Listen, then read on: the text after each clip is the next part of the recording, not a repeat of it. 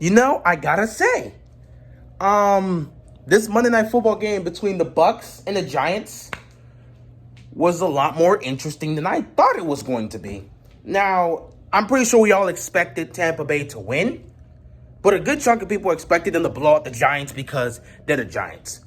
When it came to the Giants, if this was a close game in any fashion, they could walk away with some sort of victory because it shows that they can compete. Considering the fact that Tampa Bay feels like a top team, and most people are putting them as the top team in the NFC, if you can compete with a team like that, despite the fact that the Giants are so bad, you can feel somewhat, you can be, as a Giants fan, you got to feel satisfied if your team can keep it within 10 points. And that's what they did today. In fact, they almost managed to tie the game and send it into overtime. So if you're a Giants fan, it sucks that you lost the game, but the fact that you were able to compete this well against Brady and the Bucs, it's gonna make you feel somewhat happy. And it just shows that if you guys can get more pieces on this offense, add a couple pieces to defense, and just improve with your young talent, you can do something. If the Giants can improve, clean up on some things, especially with Daniel Jones, they could actually be something in a couple years. Maybe even next season they could get this going. Who knows? But the Giants, they seem to be going in the right direction. They continue to lose games, but they're actually, for the fact that they're able to compete with the Bucs in this game, it has to mean something, man. It has to mean something. But anyway, enough of that. Let's get into this game. So, I expected Brady to go out there and be Brady, but the Bucs offense was not that in the first half. They put up 6 points. They couldn't get anything going on that Giants defense. The Giants have a good defense, so this isn't much of a surprise, but the Bucs got weapons everywhere. And to see that they were struggling early on, that kind of caught me for surprise. Meanwhile, the Giants, they put up 14 points and they went into halftime up 14-6 against the Tampa Bay Buccaneers. Daniel Jones threw a touchdown in that first half, and they also ran one in for a touchdown to give them the lead. But then in the second half, you know how Brady is. The comeback king, he ain't going to sit down and let this continue to happen. They got it going, and they just started attacking that defense. Brady got time in the pocket, and he started carving up the Giants secondary, and they made plays. And Gronk started to do Gronk things, as we expected. He even got a touchdown, so we're not even surprised by that. Just Brady and Gronk, that connection is eternal, man. They got that locked down. So the offense started to wake up, and they started to make points, and they make plays that led to them getting points. And they were able to score enough points to pretty much give them a good lead. So credit to Brady and the offense. Brady overall today was pretty good. 2 touchdown passes, then to turn the ball over. He looked like Tom Brady, what we expect. I'm not surprised to see Brady playing like this, because this is just what Brady does. He's been doing this. He's going to continue to do this. Whether he's 43 or not, Tom Brady has not changed his game. He's going to continue to play like this. And since he has the weapons to do so, he's going to continue to play at this level. We'll see what it does for them later on down the season. As a matter of fact, we're going to see what's going to happen, because I believe the Bucs and the Saints play Sunday night. So we're going to see what's going to happen there, because week 1, the Saints beat the Bucs. It's time for the rematch. And that's week 9. So I know a certain receiver might be able to play. We might see AB on Sunday Night Football, let's just say. Everybody tune into Sunday Night Football this week. It's about to be something. It's going to be different, man. It's going to be something interesting. That might be the game of the week, because it has so many storylines that we got to focus on. But yeah, the Bucs offense, slow in the first half, got it going in the second half, and did what they needed to do to win the game. Good on them. Defensively, first half, they weren't necessarily that bad. They gave up 14 points in the first half, so it's not great there. And then in the second half, for the most part, they got to Daniel Jones. They brought pressure. They even forced him to make 2 picks, which is to be expected. Daniel Jones is going to turn the ball over. It's to be expected at this point. So you got to give credit to the defense for forcing turnovers on Daniel Jones, but there are just times where the defense would just give up plays. And that's not exactly what you want to see from the Bucs defense. You don't want to be seeing them give up plays to this Giants offense. They don't have a lot of weapons on the offense, so you shouldn't really be giving up big plays. But, man, they were giving up big plays. And it really came down to the wire, because this defense, on the final drive for the Giants that were marching down the field to hopefully tie this game, they gave up a 4th and 16 to Daniel Jones. He scrambles to his right, buys time, and hits Shepard for the first down. Are you kidding me? Are you kidding me? Really? Not only that, but there was another play with Slayton where he managed to shake off a tackle, and he ran for that first down. He hustled for that. So, yeah, the Bucs defense overall was solid, but they just kept giving up plays at the worst moment. They also gave up a touchdown, too, which made it a 2-point game, and it gave the Giants an opportunity to score a 2-point conversion. And had Daniel Jones thrown a better ball on that 2-point conversion, we could be sitting here right now watching overtime. That's just how the situation is. So the Bucs defense, they got to tighten up, man. They got to tighten up. They didn't play horrible. They played relatively solid, but they got to tighten up. You cannot be giving up you cannot be giving up big plays to the Giants, and you can't let them score when you're trying to make a stop to end the game. Other than that, Bucs doing what Bucs doing. We'll see you guys Sunday night. Now on to the Giants. Defensively, they played well in the first half. They frustrated Brady throughout the entire first half, as we saw when he went to the sideline and slammed his helmet. So, yeah, they frustrated him. They got to him. They sacked him. They put the pressure on him. And Brady was definitely feeling it early on. So good on the Giants defense for that.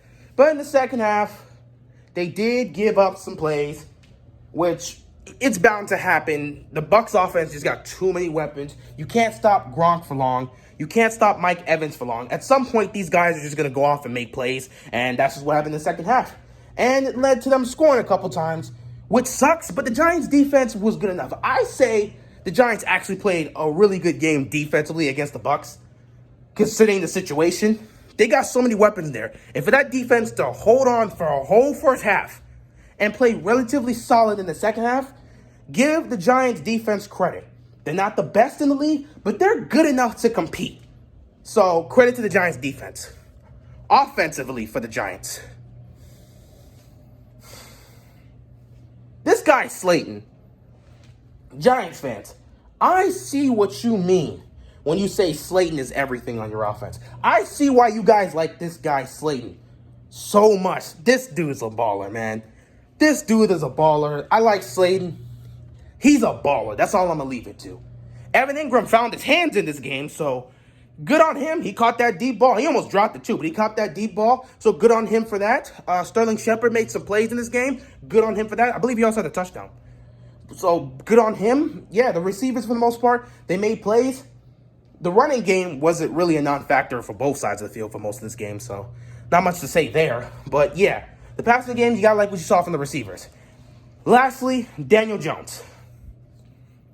I know a lot of people look at Daniel Jones, and I'm hearing all the talk, he's a bust this and he's a bust that. But what I saw today was a young quarterback that has talent. Granted, he makes too many mistakes, but he has talent. I'm not going to lie to you. I did not think Daniel Jones was going to march his team down the field and get into the end zone in that final drive. I was like, there's no way. With this Giants offense, no way they score a touchdown and go for the 2-point conversion. He's not getting them in the end zone. The Bucs defense is going to make a stop. But he just kept going out there and making plays after play after play. And next thing you know, he gets them in the end zone, they score a touchdown, and now they're down 2.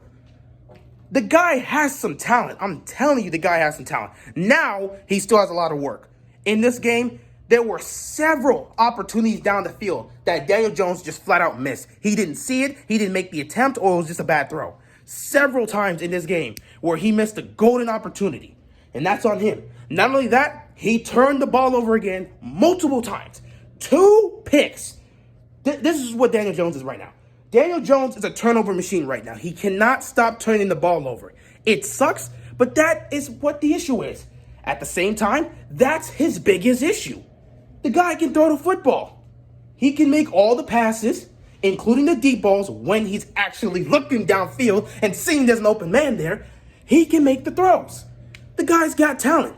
If we were to fix the issues he has with turning the ball over, and they were to add more weapons on that offense, the Giants can actually be a really good team. And Daniel Jones could be seen as a really good quarterback. I don't know if he's ever going to be great. I don't know if he's going to be an elite quarterback. But Daniel Jones showed me that he has the talent to potentially be a great quarterback. But there's still so many faults in him. The turnovers, the lack of awareness sometimes, and the decision making, that has to be fixed by Daniel Jones. If these three elements can be fixed and they can get some weapons, I'm telling you the Giants will be something.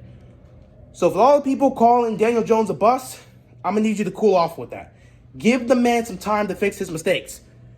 He's not the first young quarterback to be a turnover machine. We all know that. I mean, for God's sakes, Peyton Manning, his rookie year, he threw 33 interceptions? Now, granted, second year he came back and he tremendously lowered that 113-3, but that's a different situation. I'm just saying, he's a young quarterback. Give him time to fix these issues, okay? It's going to take some time. But you got to be cool with what you saw out there as a Giant. Now, the last play of the game, for the most part, when it came to that 2-point conversion, part of me feels, you know what? No, I looked at it. At first, I was like, yeah, that's a penalty. But I'm not 100% sure because Daniel Jones saw that late and then he threw the ball inside. It was an easy play. You got the, right there, man. It's an easy play. You got the check down right there in the end zone. He's just wide. No, he's not even, well, yeah, he's right. He is wide open. He is wide open. Let me not sit there and say he's not. He is wide open. If Daniel Jones just throws that to the pylon, that will be caught and this game is tied. Instead, he reads it late, sees the man open, and throws it inside, which allows the defender to get there in time. And all the defender did was just run into the receiver. That's it. I can't really sit there and say that it's pass interference because he threw it inside and he got there late. So I don't know if I can really say it's pass interference. I'm iffy with that, but anyway, it is what it is. Bucs take the win. Good on them for that. Giants, you continue to lose. Sucks for you guys, but you got to be overall happy with what you saw from this team. If you guys can improve, get more weapons on the offense, and Daniel Jones can improve throwing the football as well, but also learn to stop turning the ball over so much, you guys could be a good team. It is what it is. Anyway, that's all I got, man, and I'm out of here. Peace.